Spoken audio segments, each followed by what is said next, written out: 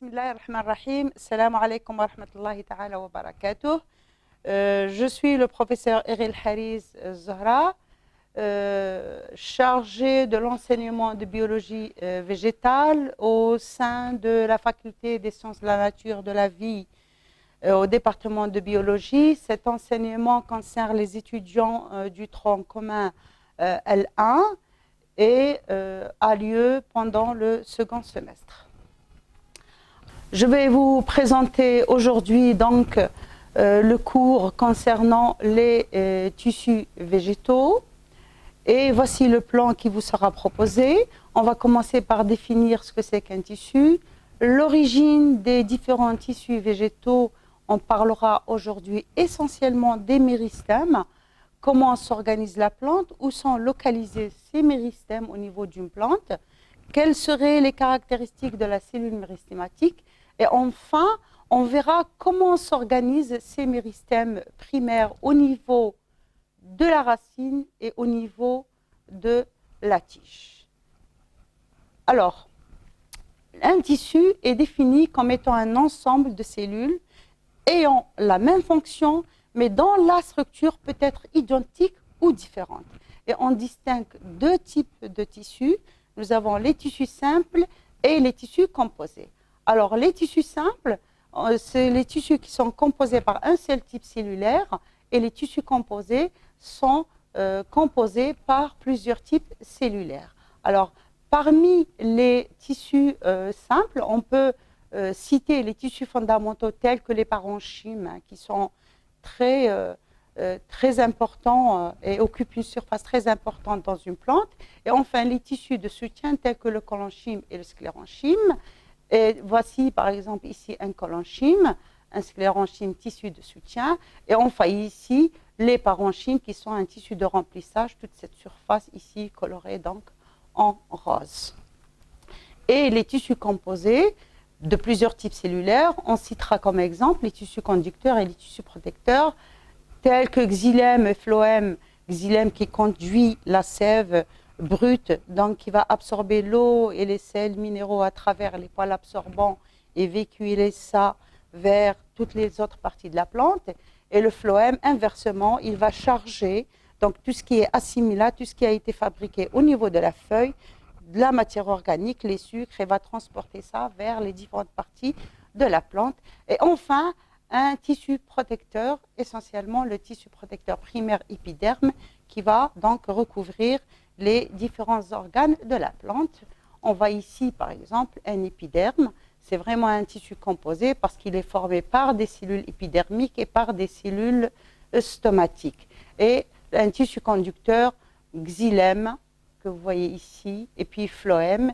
Et on verra plus tard que ce xylème est formé par plusieurs types cellulaires et le phloème également, il est formé par plusieurs types cellulaires. Alors, chez les plantes, on distingue 4 grands systèmes ou bien 4 types de tissus. Nous avons d'abord les méristèmes qui sont à l'origine de tous les autres tissus végétaux. Nous avons les tissus de revêtement ou protecteurs, les tissus fondamentaux qu'on vient de voir, parenchyme, collenchyme et sclérenchyme, et les tissus conducteurs. Et bien sûr, une remarque, c'est que chacun de ces types est lui-même formé par plusieurs tissus. Alors, quelle est l'origine de ces tissus végétaux? Alors, ces tissus végétaux dérivent de méristèmes. Ces méristèmes, ce sont des cellules qui sont jeunes, juvéniles, entre guillemets embryonnaires, et qui conservent leur capacité à se diviser activement, et c'est ce qu'on appelle méristème.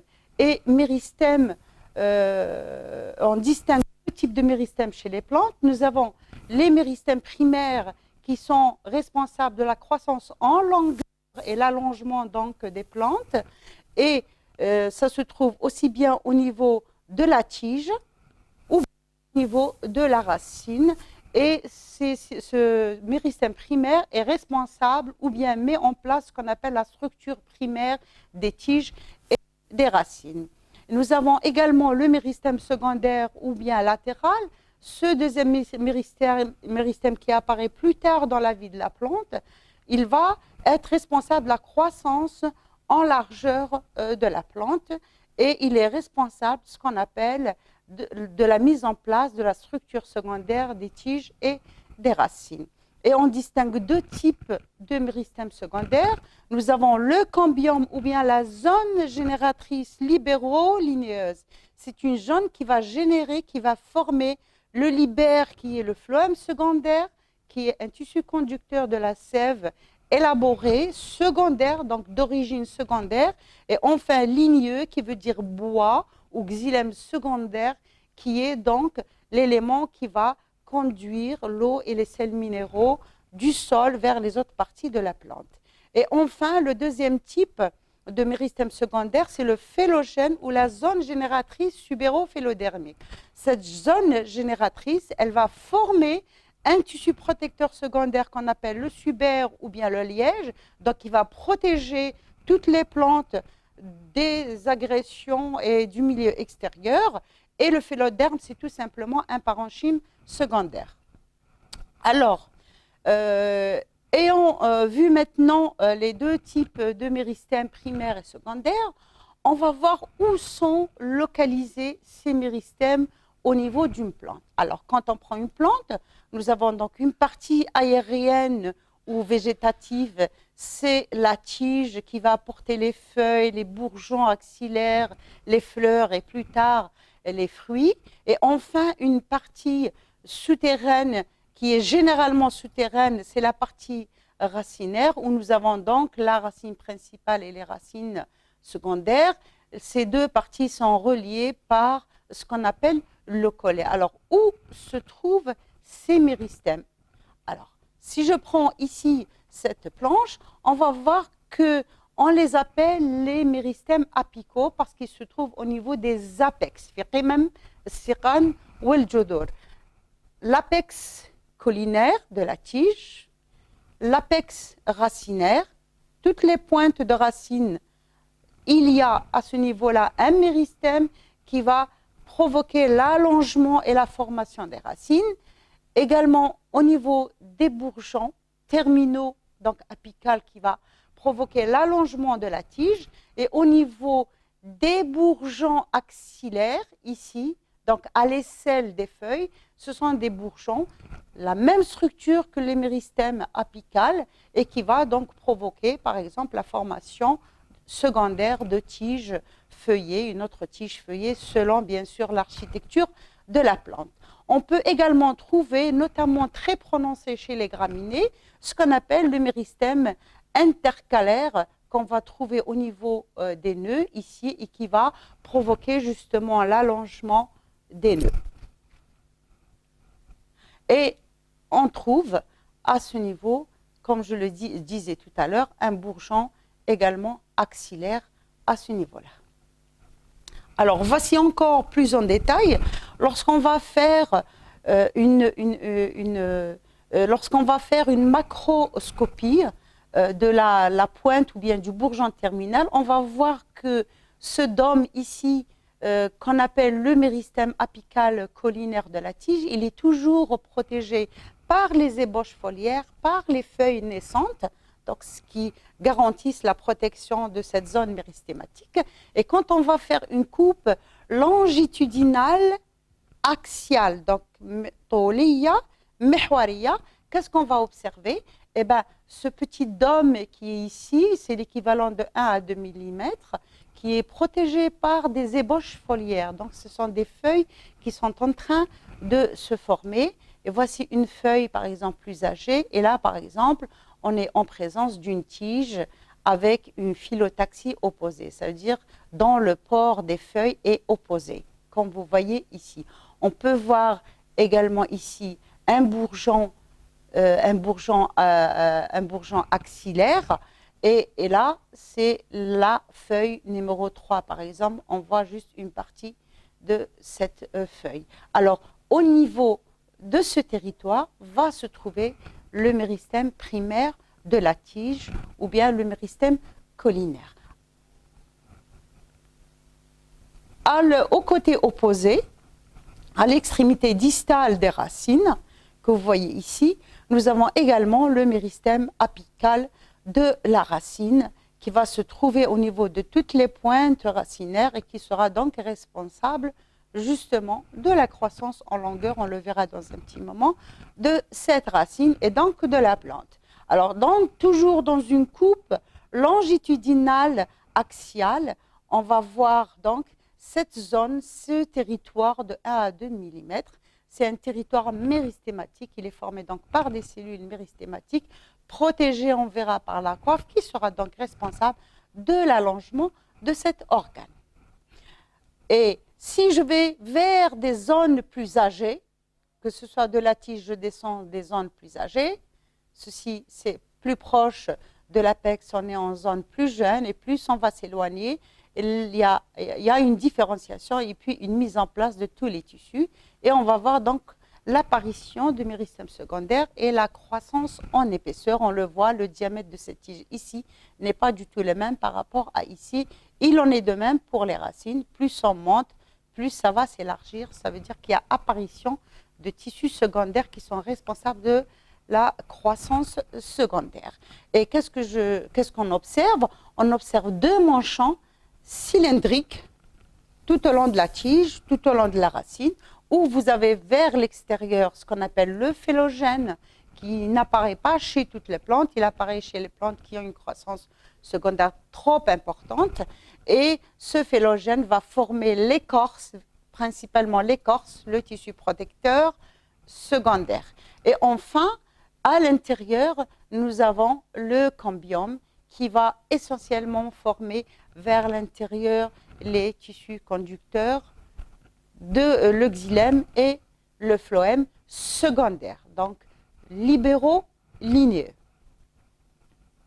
Alors, quelles sont les caractéristiques de cette cellule méristématique qui est responsable de la production de cellules qui vont faire partie aussi bien d'un tissu simple ou bien d'un tissu composé? Alors, ce sont des cellules qui ont une activité mitotique très importante. Ça veut dire qu'ils se divisent pratiquement tout le temps. Elles sont indéfiniment jeunes, donc elles sont juvéniles. Et le mot méristème vient du grec mérismos ou mérès, qui veut dire division mitotique, qui est la principale caractéristique de ces cellules. Alors, les cellules initiales, ce sont les cellules justement qui se divisent pour donner les différents types cellulaires.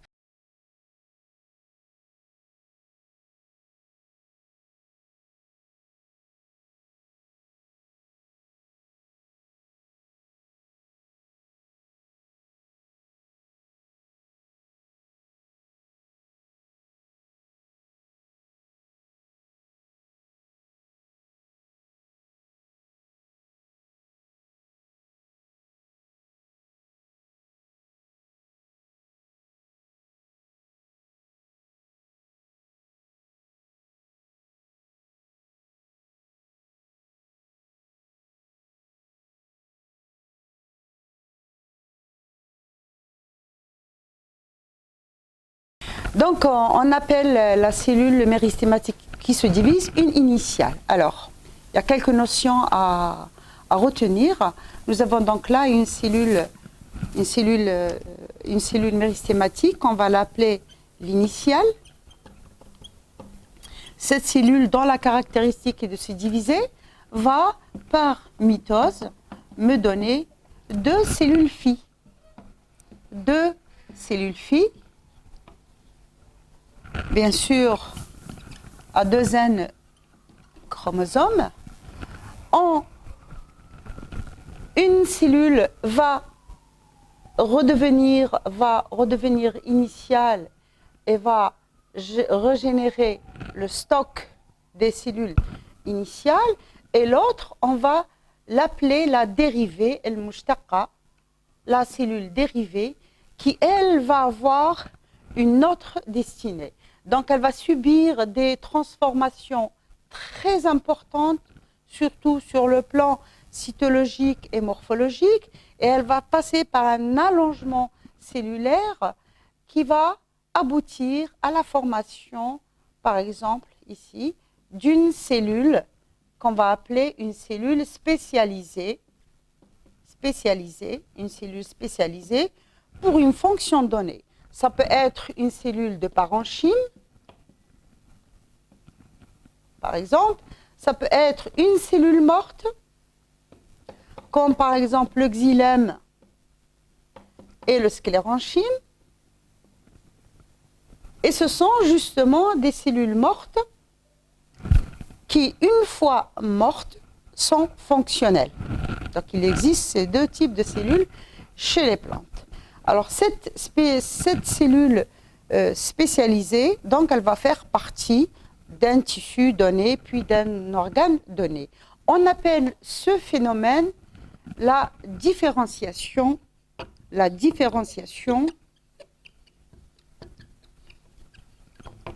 cellulaire. En arabe, nous sommes بالتمايز. C'est la particularité justement de cette cellule dérivée. Alors, toute cellule dérivée a la capacité de donner tout type de cellules. Toutes les cellules qui existent au niveau de la plante. Alors, autre phénomène qu'on observe chez les plantes, c'est que sous certaines conditions, toute cellule spécialisée vivante avec un noyau intègre, alors peut, sous certaines conditions, refaire le chemin inverse, c'est-à-dire qu'elle va perdre les caractéristiques de spécialisation, redevenir une cellule méristématique pour reprendre une autre fois une voie de différenciation cellulaire. C'est ce qu'on appelle la dédifférenciation. La dédifférenciation إعادة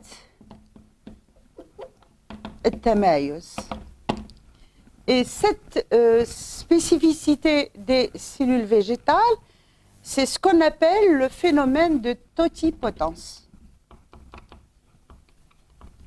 De totipotence végétale, c'est-à-dire que toute cellule végétale vivante est capable de reproduire un nouvel individu. Et on peut, par exemple, je peux vous donner l'exemple du bouturage. Il suffit de couper, par exemple, une tige de géranium, vous mettez ça dans le sol et puis hop, un moment après, vous allez voir la formation ou bien la néoformation de racines. Ces racines, c'est le résultat d'une dédifférenciation, formation d'une cellule initiale qui va former un méristème apical racinaire qui va produire ces nouvelles racines. Comme je le disais, la dérivée, c'est elle qui va donc subir une différenciation pour former les différents types cellulaires. Alors, chez les plantes, autre point, ces méristèmes existent durant toute la vie de la plante. Et on parle d'ailleurs de croissance indéfinie chez les plantes et ces méristèmes rentrent en activité périodiquement. Il n'y a qu'à voir les saisons et puis chaque printemps. Donc la nature est là pour renouveler, pour se renouveler. Alors voici une ultrastructure de la cellule méristématique, donc au microscope électronique à transmission. Et on voit donc qu'elle présente des caractéristiques cytologiques particulières qu'on va énumérer dans un petit moment. Elles ont une paroi primaire très très mince, un gros noyau et nucléole, un cytoplasme assez dense qu'on va voir dans un petit moment. Alors, ces caractéristiques font que la cellule est généralement isodiamétrique, comme un ballon, ou bien jusqu'à parallélépipèdes.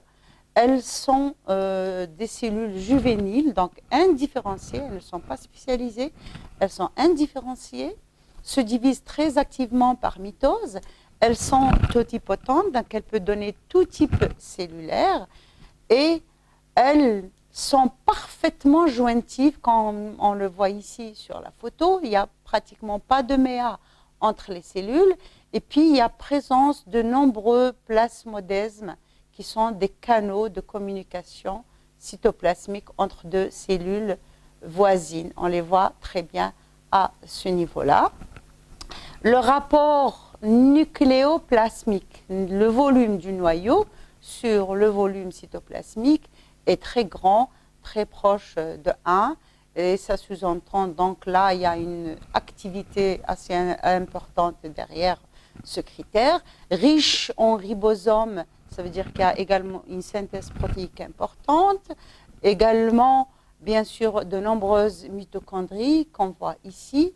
Mais la présence de certains organites à l'état indifférencié, par exemple, tels que les proplastes,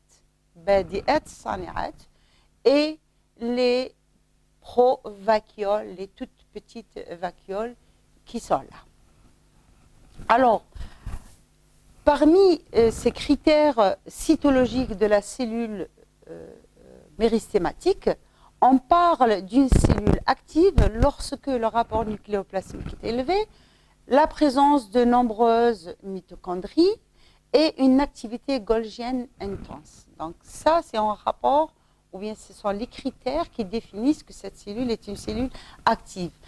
Une cellule indifférenciée, lorsque la paroi elle est primaire mince, la présence d'organites peu différenciés, tels que les provacuoles et les proplastes. Donc ce sont les critères cytologiques qui font, ou bien qui sont caractéristiques de la cellule méristématique, une cellule indifférenciée et cellule très active. Alors, dans l'apex racinaire, voici le méristème, par exemple, au niveau de la racine. À fort grossissement, on voit qu'il y a énormément d'activité mitotique, donc beaucoup de cellules qui sont donc en division mitotique, comme vous voyez ici. Il en est de même pour l'apex collinaire, que ce soit au niveau du bourgeon terminal ou bien des bourgeons axillaires. Donc nous sommes en présence d'un dôme méristématique où les cellules sont en division, sont très actives, on verra dans un petit moment. D'accord? Et enfin, on va voir maintenant comment s'organisent ces méristèmes primaires qui sont responsables de l'allongement de la plante et qui sont embryonnaires. Ça veut dire qu'ils se trouvent déjà au niveau de l'embryon. On verra au niveau du méristème apical racinaire et au niveau du méristème apical collinaire. Alors, concernant la racine, quand on prend une racine, nous avons différentes zones dans cette racine. Nous avons ici ce qu'on appelle la zone méristématique, donc la zone de division cellulaire qui est protégée par un tissu qu'on appelle la coiffe. La différenciation aboutit à la formation de l'allongement, donc nous avons ici la zone d'élongation. Et enfin, la différenciation des cellules, donc l'apparition des cellules spécialisées. Et enfin, plus haut, nous allons avoir ce qu'on appelle la zone d'organogénèse, une zone très différenciée où nous avons déjà la présence de ramifications et également, on verra des tissus secondaires.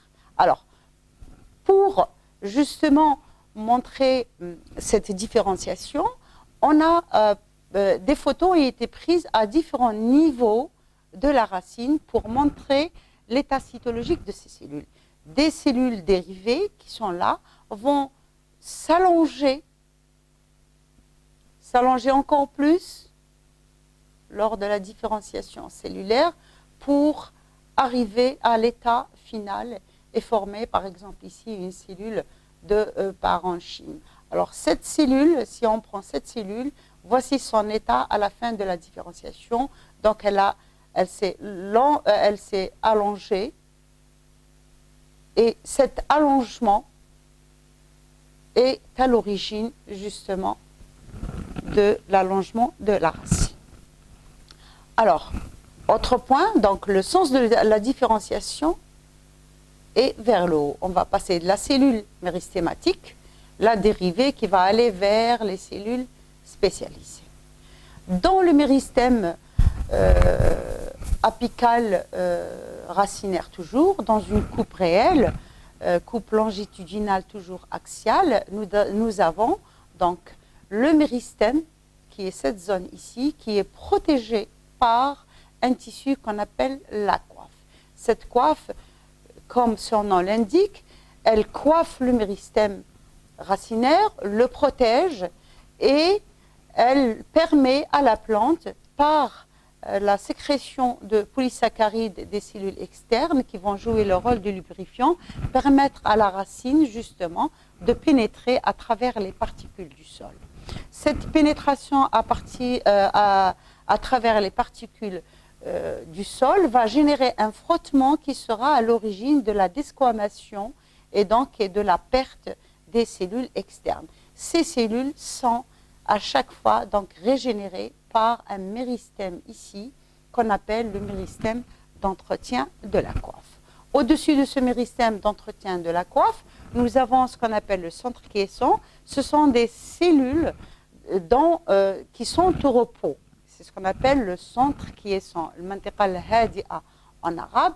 Ce sont des cellules souches qui sont là au cas où il y a une blessure. Dans ce sens, ça pourra régénérer, par exemple, le méristème d'entretien de la coiffe, mais également les autres territoires méristématiques.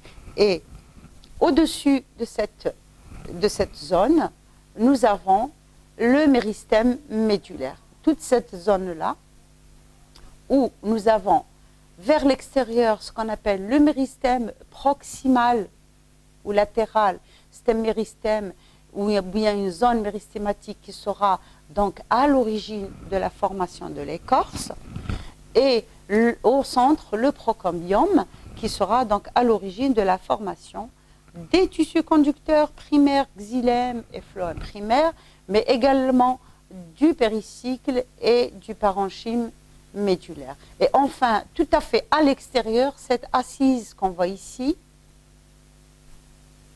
c'est le protoderme, c'est un tissu méristématique qui sera à l'origine de la formation du tissu protecteur de la racine, primaire bien sûr, de la racine. Et là, le sens de la différenciation, bien sûr, ça va aller de l'initiale, dérivée, et puis hop, vers les cellules spécialisées.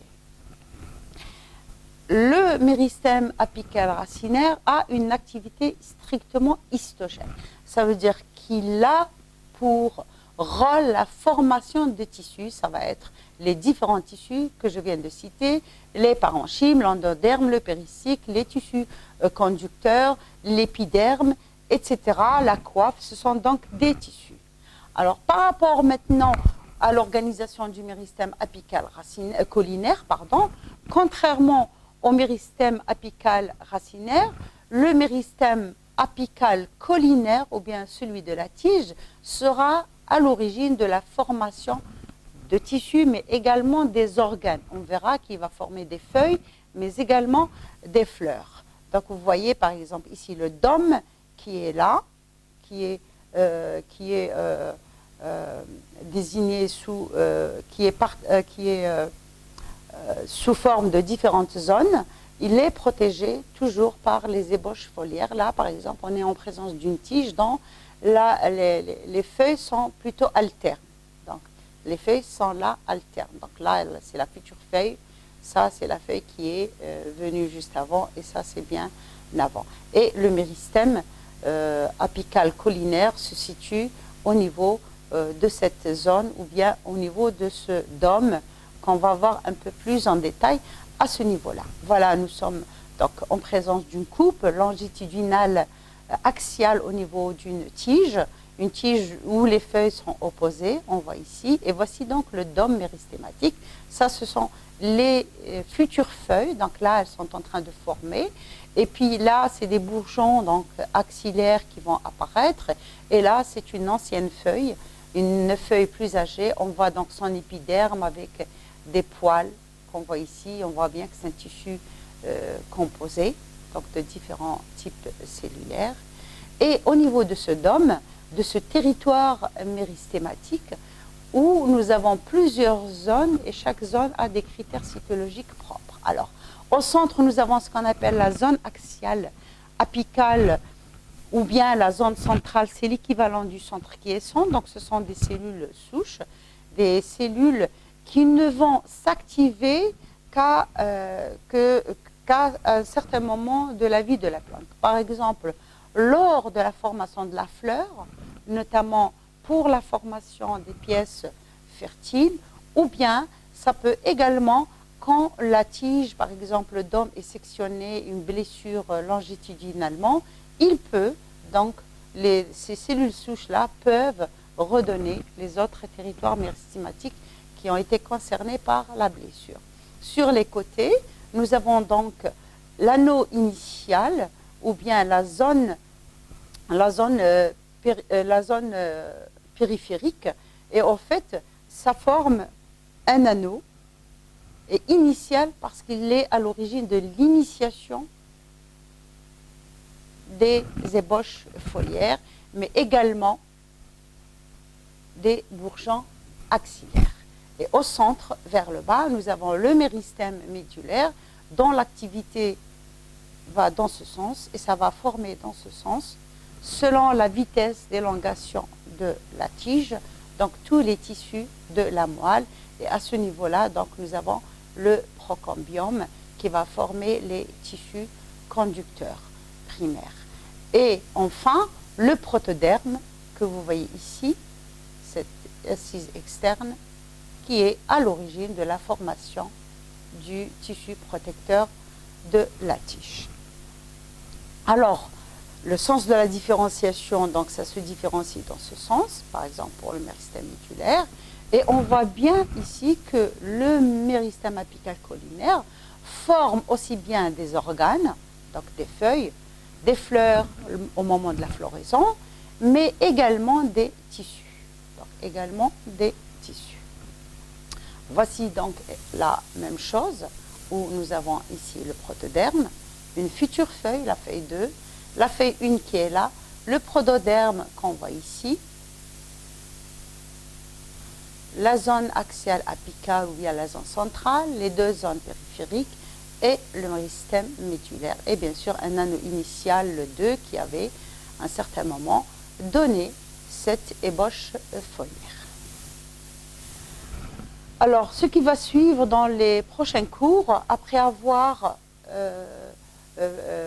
parlé ou montré où se situent les méristèmes primaires, on va présenter les tissus primaires qui sont les tissus de revêtement protecteurs primaires, les tissus fondamentaux primaires, les tissus conducteurs primaires. On finira avec les tissus de sécrétion. Ensuite, on reviendra au méristème secondaire et les tissus qui sont générés par ce méristème secondaire. Voici ici quelques références bibliographiques, quelques ouvrages importants qui pourront donc vous aider pour l'enseignement cet enseignement de biologie végétale. Nous avons éléments anatomie des plantes vasculaires de Desson, c'est vrai qu'il est enseigné 1965-1996, mais ce sont des ouvrages de base pour le b.a.-ba de l'anatomie, de la cytologie, de la biologie végétale. Sinon, l'atlas, les deux atlas de Roland, de Speranza et les ouvrages de botanique de Raven, Hopkins et Meyer qui sont également excellents. Je vous remercie.